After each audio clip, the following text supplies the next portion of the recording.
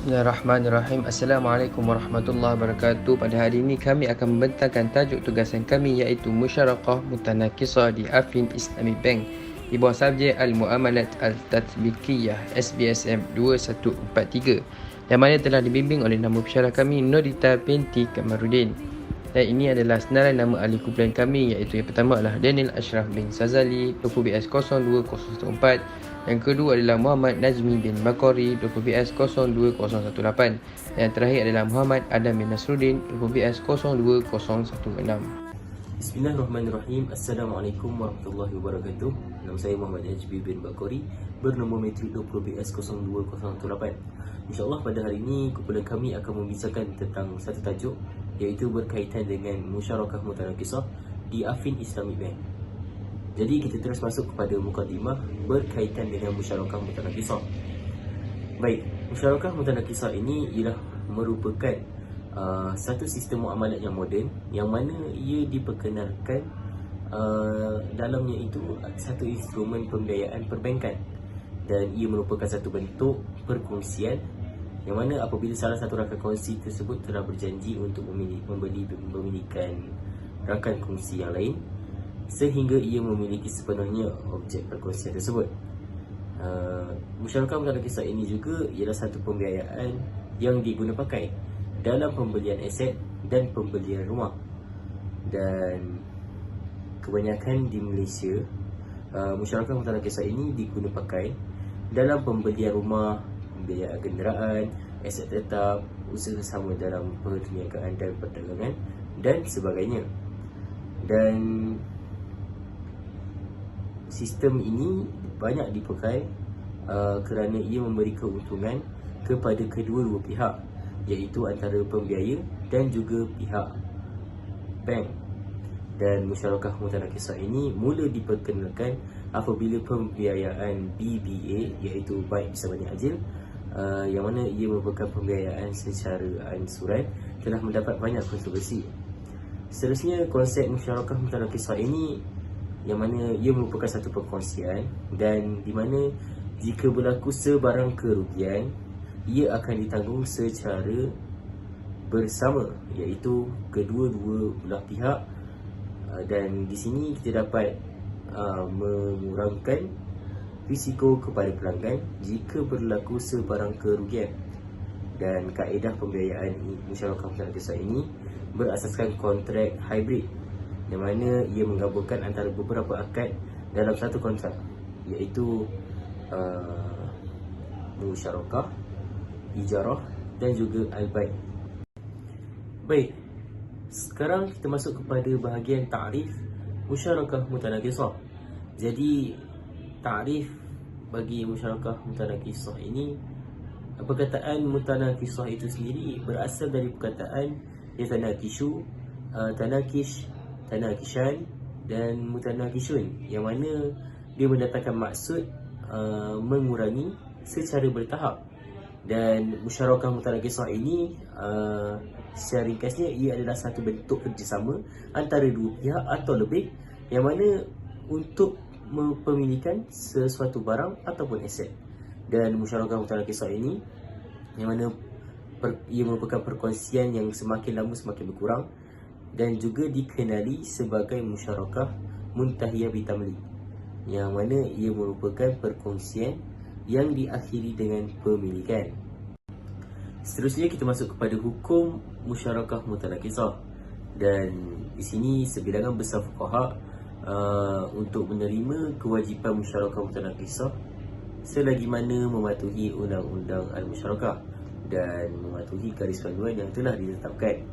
Dan ia berdasarkan dalil nakli, iaitu nas al-Quran, penggunaan kias, kaedah fi al-aslu fi al-muamalat al-ibahah, iaitu asal usul undang-undang muamalat adalah perlu dan keperluan pelabur, iaitu bank, dan pengguna, iaitu pelanggan untuk kontrak.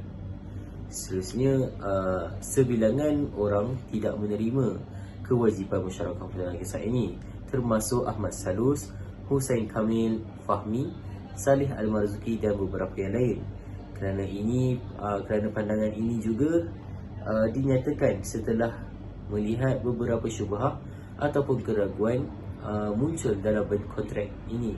Sebagai contoh, al-qardu al-ribawi, bai'ul ina, al-wa'du, bai' al-wafa, dan kekurangan unsur al-taimumah, iaitu berterusan di dalam kontrak musyarakah mutanakisah ini.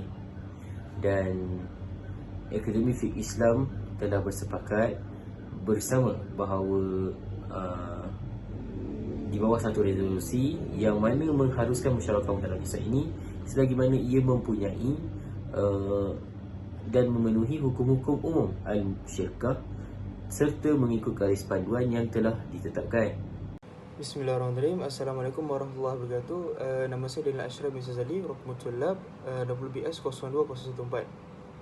Baik, kita teruskan dengan pendapat ulama tentang musyarakah mutanakisah ni, yang bermaksud kumpulan kedua penyelidik kontemporari termasuk Dr. Wabah Zuhaili, Dr. Muhammad Osman Syabir, Dr. Abdul Razak Al-Hiti dan Al-Istad Ayatullah Muhammad Ali Al-Tashir berpandangan bahawa ianya bermula dengan kontrak syarikat Al-Inan sebagai tambahan kepada janji daripada salah satu pihak bank.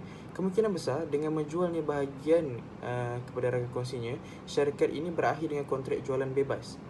Dalam hal ini, Dr. Wabah Zuhaili ini berkata, sebagai syarikat Al-Inan, tidak ada apa-apa yang bercanggah dengan syarikat ini maupun apa-apa yang bercanggah dengan nas undang-undang ataupun peraturan-peraturan secara keseluruhannya. Ini adalah kontrak yang dibenarkan dan janji daripada salah satu rakan kongsi ialah bank. Selalunya untuk menjual bahagiannya kepada rakan kongsi yang lain, seorang rakan kongsi menjual bahagiannya dalam kontrak yang bebas daripada syarikat, sama ada secara keseluruhan ataupun sebahagian sekaligus ataupun secara beransuran. Buktinya, bagi mereka yang berpendapat bahawa penyertaan musyarakah mutanakisah ini adalah jenis yang sama seperti syarikat kontrak Al-Inan, iaitu terdapat dua penyertaan. Yang pertama, sifat musyarakah mutanakisah ni terpakai kepada kontrak syarikat Al-Inan dan tiada yang bercanggah dengan sifat dan cara syarikat ini yang boleh diringkaskan di dalamnya. Pendapat kedua atau bukti yang kedua, penyertaan dalam modal syarikat ini dibuat oleh semua pihak dan dalam hal ini Dr. Amir Abdul Latif Masyhur berkata, jika syarikat Al-Inan ni dalam bentuk wang, ini adalah jenis perkongsian Islam yang paling penting, maka ia mewakili kaedah pelaburan langsung yang dibuat oleh kedua-dua rakan kongsi kerana mereka berkongsi simpanan mereka dalam projek pelaburan. Okey, baik, saya akan teruskan dengan tajuk musyarakah mutanakisah ni dalam pembahagian As-Surah Al-Musyarakah Mutanakisah, iaitu pembentukan musyarakah mutanakisah ni. Baik, di sini terdapat 3 surah, iaitu 3 pembentukan. Baik, kita pergi pada suratul Ula yang pertama, yang bermaksud bentuk pertama ialah bank bersetuju dengan pelanggan dalam penentuan kadar sumbangan setiap pihak terhadap modal perkongsian dan syarat-syaratnya. Selepas persetujuan di atas sempurna, bank menjual bahagian pemilikannya kepada pelanggan dalam satu kontrak lain yang berasingan. Maka di sini pelanggan berhak menjual bahagiannya kepada bank ataupun pihak lain, dan begitu juga bank berhak menjual bahagiannya kepada pelanggan ataupun pihak lain. Namun di sini musyarakah ini dinamakan sebagai musyarakah mutanakisah bersama janji pembelian, ataupun boleh dinamakan musyarakah mutanakisah ini bersifat bebas. Kita terus kepada pembentukan yang kedua, yang bermaksud bank bersetuju dengan pelanggan dalam perkongsian pembiayaan secara sepenuhnya ataupun sebahagian saja terhadap suatu projek yang dijangka memperoleh keuntungan. Maka perkongsian di sini dibina di atas persetujuan bank dengan pelanggan bahawa bank ni boleh diperoleh nisbah tertentu daripada keuntungan bersih yang sebenar dengan haknya, yakni bank, untuk mengekalkan sebahagian baki daripada keuntungan ataupun mana-mana bahagian daripada keuntungan yang telah disepakati bersama untuk diserahkan kepada bank bagi menampung jumlah pembiayaan bank ke atas projek. Musyarakah ini dinamakan sebagai musyarakah mutanakisah dengan pembiayaan bersama. Tadi perjanjian bersama, yang ini pembiayaan bersama.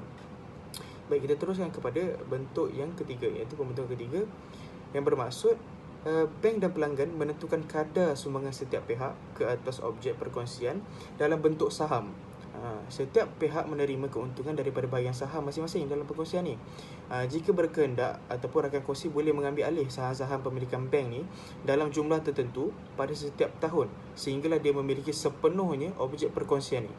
Musyarakah ini dinamakan sebagai musyarakah mutanakisah dengan pemilikan saham. Baik, seterusnya kita masuk kepada rukun ataupun syarat musyarakah mutanakisah. Jadi yang pertama iaitu al-aqidain, yang mana ia merujuk kepada perikatan, yang mana perikatan tersebut adalah dengan melakukan akad.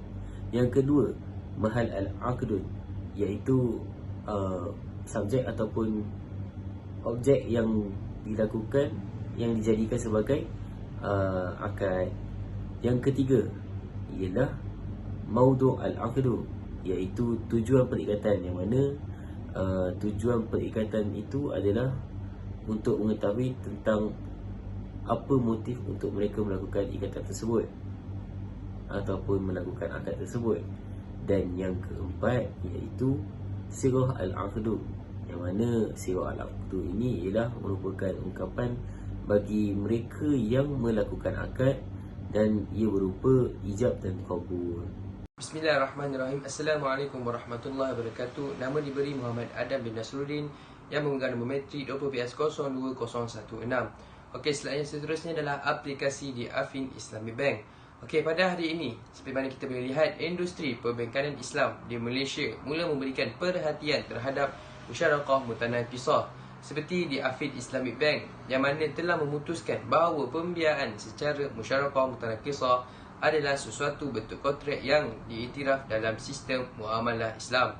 Malahan beberapa buah institusi kewangan mula memperkenalkan produk pembiayaan perumahan secara musyarakah mutanakisah seperti Bank Islam, RHB Islamic Bank, HSBC Amanah, Affin Islamic Bank dan juga Public Islamic Bank juga mula mengikut langkah yang sama dalam menggunakan musyarakah mutanakisah. Dan akhir sekali, iaitu isu kadar sewa sentiasa dibangkitkan dalam permohonan pembiayaan rumah dalam sistem musyarakah mutanakisah.